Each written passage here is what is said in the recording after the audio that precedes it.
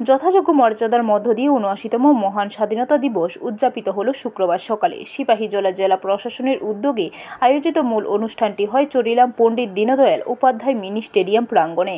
ভারতের জাতীয় পতাকা উত্তোলন করেন রাজ্যের জনজাতি কল্যাণ দপ্তরের মন্ত্রী বিকাশ দেববর্মা। স্বাধীনতা দিবসের মূল অনুষ্ঠানে অন্যান্যদের মধ্যে উপস্থিত ছিলেন সিপাহীজলা জেলা পরিষদের সভাধিপতি সুপ্রিয়া দাস দত্ত, জেলা শাসক ডাক্তার সিদ্ধার্থ শিব জসওয়াল, জেলা পুলিশ সুপার বিজয় দেববর্মা সহ আরও অনেকে। পতাকা উত্তোলনের পর জাতীয় সঙ্গীতের মধ্য দিয়ে অনুষ্ঠানের শুভ সূচনা হয়। জেলা বিভিন্ন বিদ্যালয়ের ছাত্রছাত্রীদের দ্বারা অনুষ্ঠিত হয় মনোজ্ঞ সাংস্কৃতিক অনুষ্ঠানে সিপাহীজলাবাসীর উদ্দেশ্যে ভাষণ রাখেন মন্ত্রী বিকাশ দেববর্মা। জনজাতি কল্যাণ দপ্তরের পক্ষ থেকে এবং আমার ব্যক্তিগত তরফ থেকে আপনাদেরকে সকলকে আমার আন্তরিক শুভেচ্ছা জানাই। এই দিনটি আমাদের সকলের জন্য একটি গৌরবময় দিন।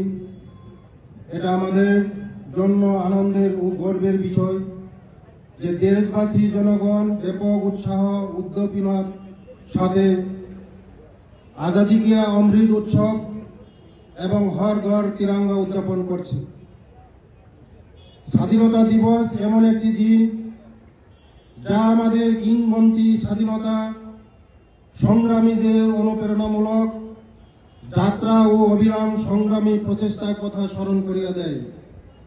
ব্রিটিশদের হাত থেকে স্বাধীনতা অর্জন এবং দাসত্বের শৃঙ্খল ভঙ্গ সহজ ছিল না।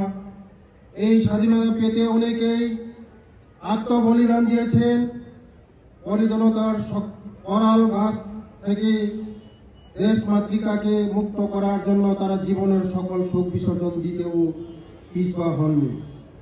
আজ তাদের এই বলিদান। ব্যুরো রিপোর্ট, খবর ত্রিপুরা।